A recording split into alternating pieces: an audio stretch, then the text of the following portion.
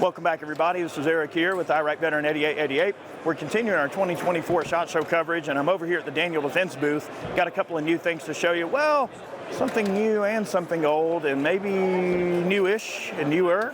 All right, you might see something familiar here. Check out what I've got. This is the Daniel H9. All right, this gun looks familiar to you because it is familiar.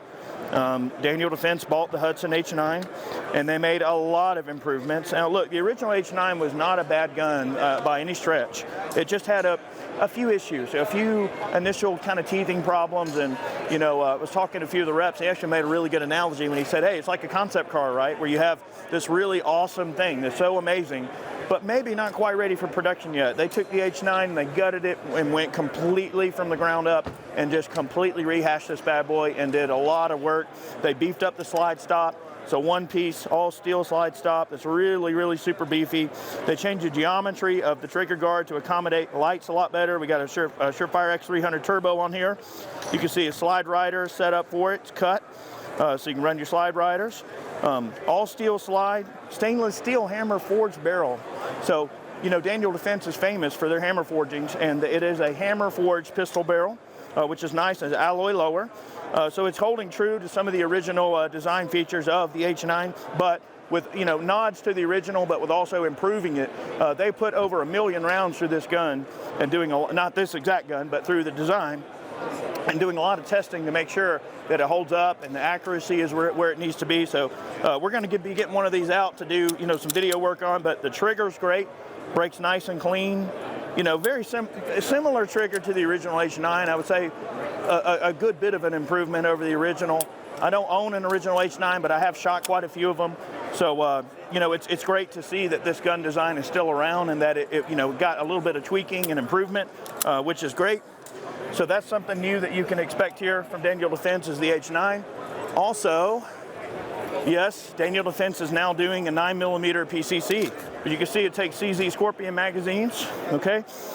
It is truly ambidextrous, symmetrically ambidextrous. So the bolt stop is located on the exact same spot on both sides of the gun, as well as the magazine release and the safety. And that seems to be a feature that a lot of folks are really integrating into PCCs now, or really any type of AR, especially, that really true symmetrical ambidextrous form and function.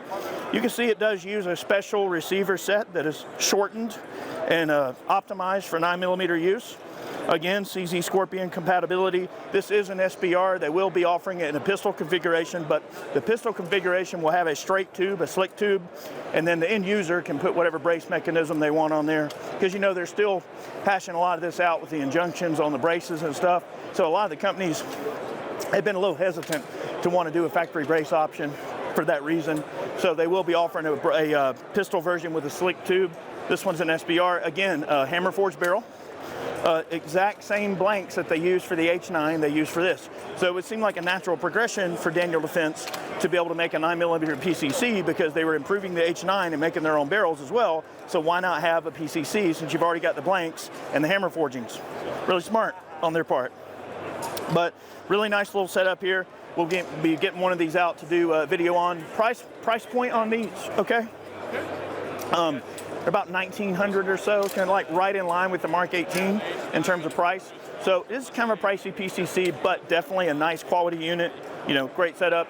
The H9 that they're making is retailing for about $1,300. I believe the original H9s were about 14 some odd, maybe $1,450. So they actually did a whole bunch of work and a whole bunch of improvement on the H9, and then still was able to keep the price point about $100, $150 cheaper than the original. So that's good. They spent a lot of money to improve the H9. So we're going to get both these guns out to do some more involved review work on, but definitely check them out.